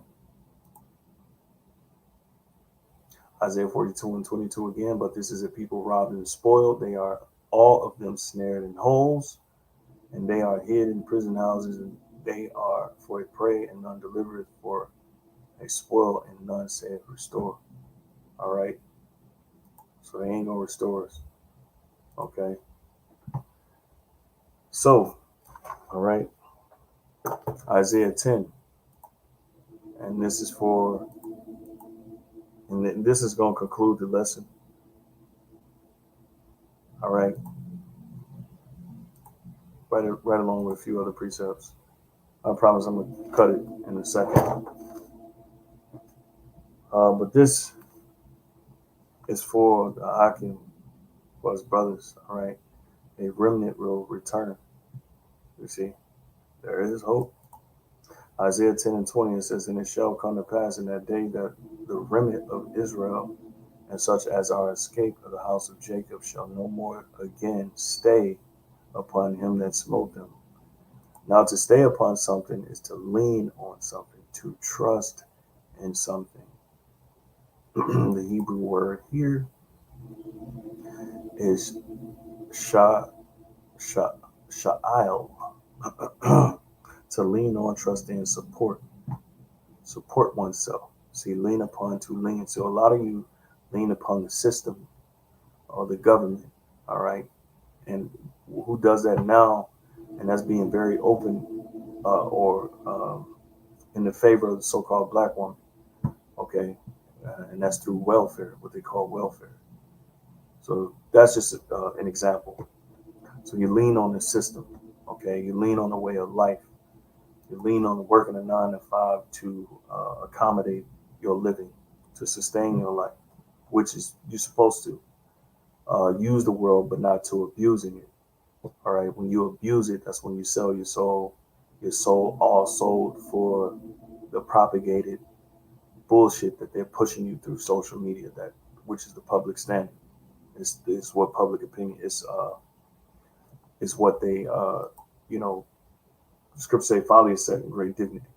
So it's what they hold in the highest dignity, which is sexual promiscuity among women. If you're not happy, leave your husband, divorce your husband.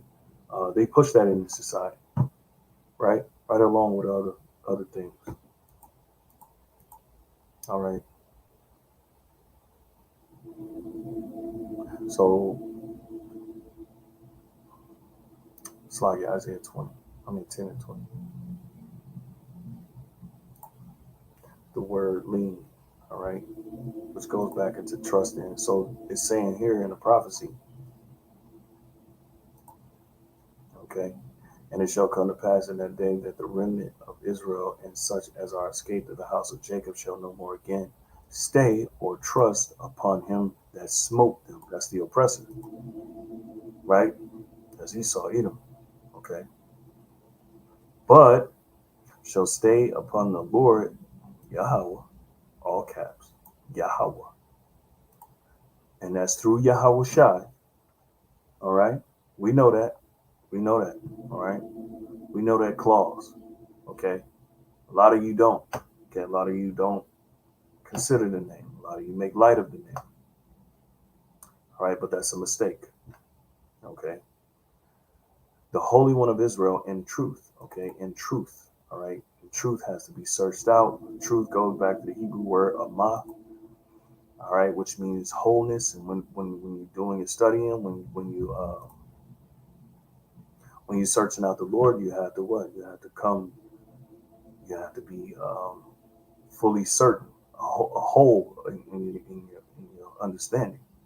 Truth, word of mouth, truth, true, truly, right, faithfully, assured, assuredly, establishment, faithful, sure, right, okay, sureness, reliability, firmness, faithfulness, truth.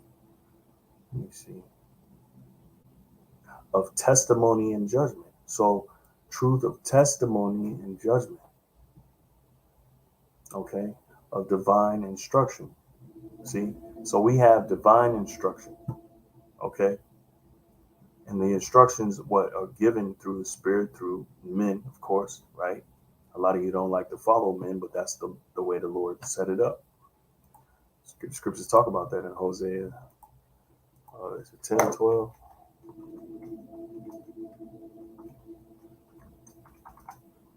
All right, 12 and 10. All right, Hosea 12 and 10. I have also spoken by the prophets, and I have multiplied visions and used similitudes by the ministry of the prophet. All right, okay. How long have I been going? Almost 2 hours. Goodness gracious. So the Lord has set up what? The prophets, the men. Okay. All right. Who are you supposed to follow? Okay. Who give that divine instruction? Testimony and judgment. All right. So testimony and judgment. Okay. Um, I know the scriptures talk about the testimony of the Lord is prophecy.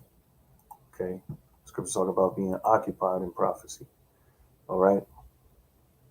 So truth as a body of ethical or religious knowledge, true doctrine, true teaching. Ooh wee, the true teachings.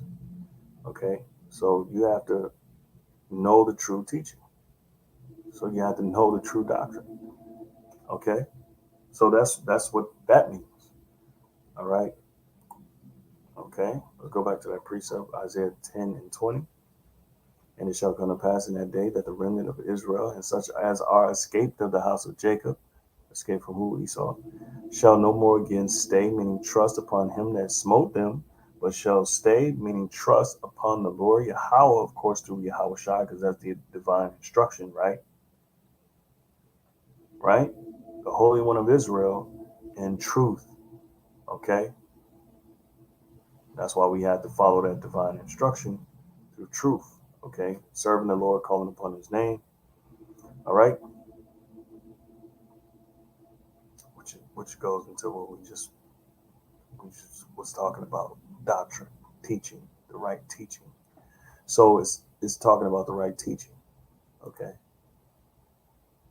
So right, those are the ones that are gonna trust, those that's dealing with the right teaching. Okay. So it's important to know because we now there's a lot of false prophets out here.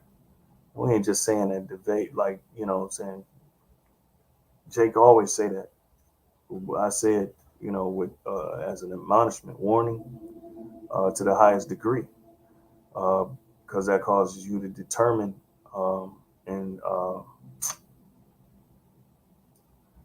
discern what teachings you being taught. All right, Isaiah 10:21, the remnant shall return, even the remnant of Jacob unto the mighty power. All right, so a remnant is going to return, right? For thy people Israel be as the sand of the sea, yet a remnant of them shall return, meaning a small portion. The consumption decree shall overflow with righteousness. Vocab. All right, for the Lord God of hosts shall make a consumption even determined. All right, so he already decided in the midst of all the land. Okay. Yeah. It says, therefore, thus said the Lord Yahweh, power of hosts, O my people that dwellest in Zion, be not afraid of the Assyrian. Okay, because it held prevalence. Well, it happened in the ancient world, but it holds more prevalence now because you Edomites are the Assyrian. You are that nation that swept the world with vast imperialism. All right. It says, he shall smite thee with a rod and shall lift up his staff against thee after the manner of Egypt. All right. And so they've done that in this captivity. All right. Because this is spiritual Egypt. Not only did they do it during the time of Isaiah, not only did they do it during the time of Jeremiah, that was the Babylonians at that time. Not only did they do it during the time of Yahweh Shai, who the world ignorantly calls Jesus Christ, that was during the Roman occupation, the Edomite occupation of the Israelites. They're doing it in this time, which is the continuation of that Roman Edomite occupation of the Israelites of this time.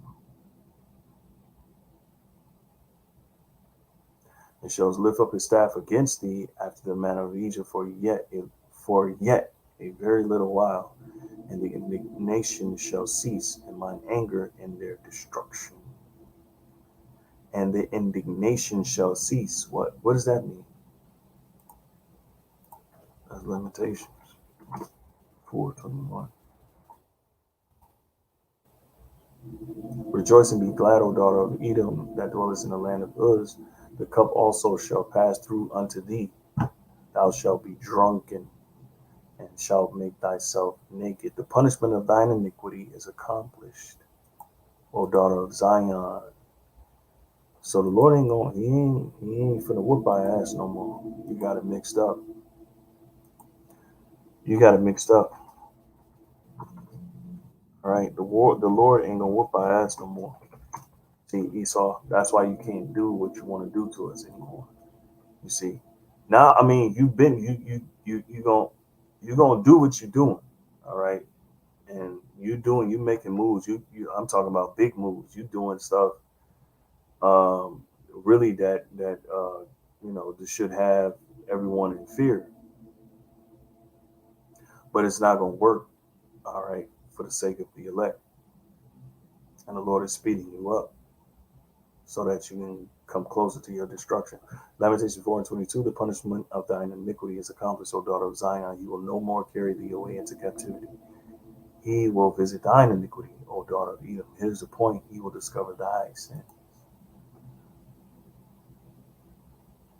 For yet, Isaiah 10:25, for yet a very little while, and the indignation shall cease, and mine anger in their destruction. And the Lord of hosts shall stir up a scourge, being punishment for him according to the slaughter of Midian at the rock of Oreb. All right, and as his rod was upon the sea, so shall he lift it up after the manner of Egypt.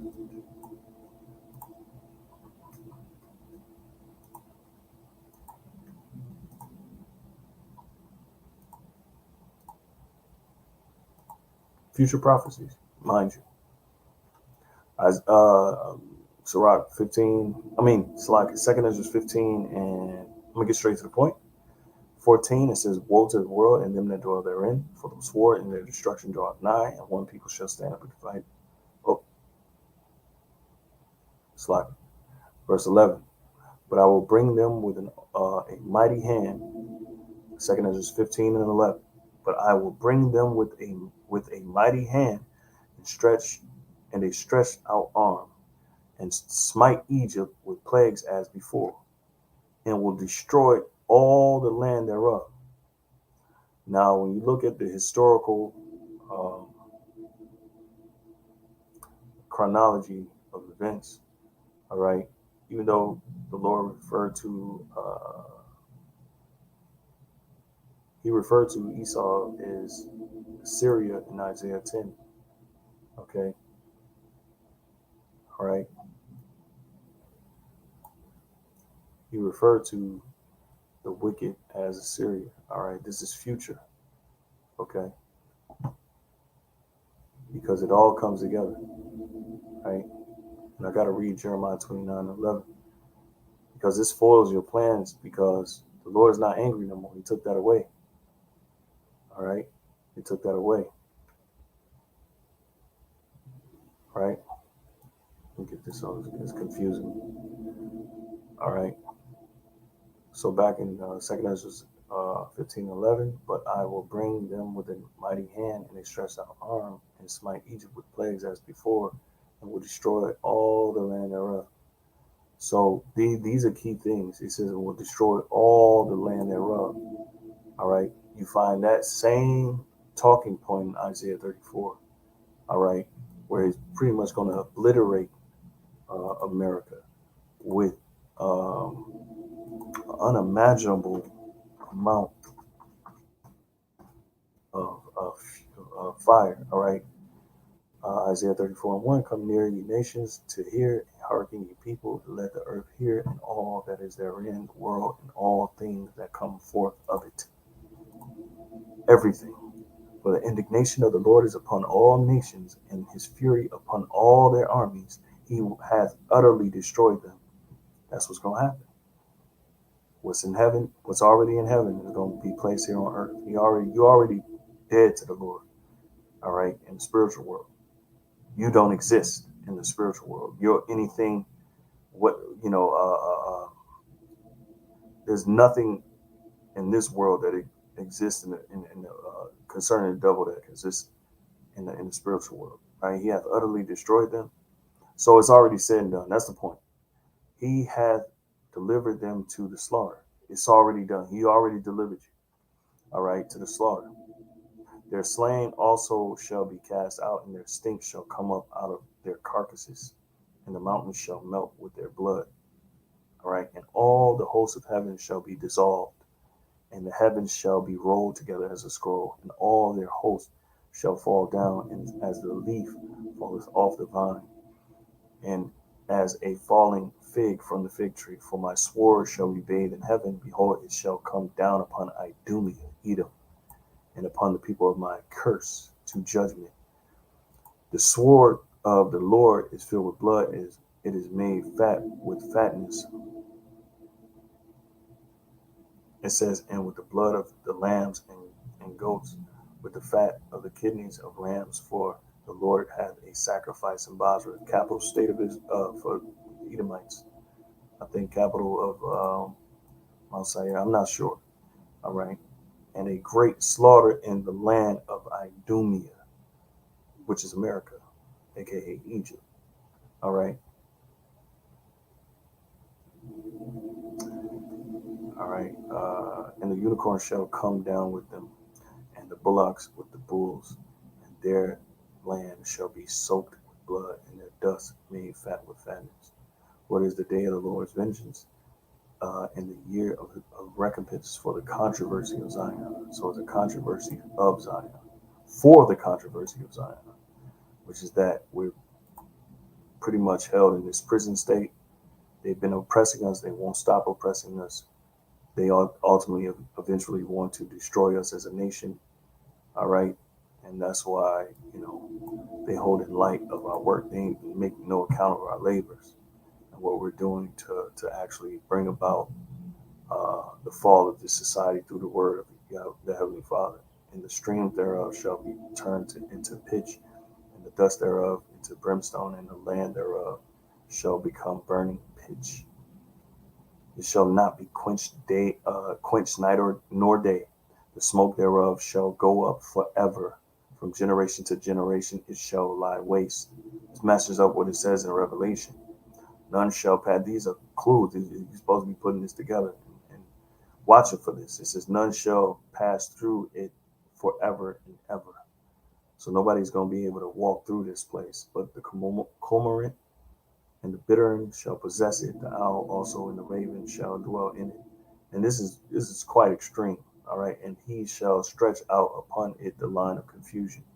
Meaning you're not going to know, because they got the lines that, pretty much divide this place. All right. Into, states, counties, and so on and so forth. There's going to be a line of confusion. All right. And the stones of emptiness. Okay. And they shall call the nobles thereof to the kingdom, but none shall be there. And the holy princes shall be nothing. So they're gonna see the destruction, and they're gonna call to see if anybody survived, and they ain't gonna get no call back, no response. All right. So going back, and will destroy all the land. But I will, this second Ezra 15:11, but I will bring them with a mighty hand and a stretched out arm, and smite Egypt with plagues as before, and will destroy all the land thereof. Egypt shall mourn, and the foundations of it shall be smitten with the plague of and punishment that God shall bring upon it. They that till the ground shall mourn, and their seeds shall fail through the blasting and hail, and with a fearful constellation. Woe to the world and them that dwell therein. For the sword and their destruction draweth nigh, and one people shall stand up and fight against another, and swords in their hand. Of course, this is going to all happen, right? The people fighting against another is going to happen before um, the Lord destroyed the whole land, right? So I'm almost finished. I've been trucking for like 2 hours. And in fact, um, going back to Isaiah 10 and 20, just a reference, and I'm going to close out. All right. That remnant is going to return. Okay. Those that trust in him and doctrine and in truth, it says, and in truth, when you go into the word truth is a moth, but it's talking about the doctrine, teachings. All right. Those that stay upon the Lord, right, in truth. Okay. All right. They ain't going to stand. They're going to stand upon the Lord, stay upon the Lord. They're going to trust in the Lord, and they're going to cease from trusting in these devils, these Edomites. All right. Okay. So with that, Lord willing, this lesson has been edifying. Okay. To those that tuned in, thank you for tuning in. Until next time, I say shalom.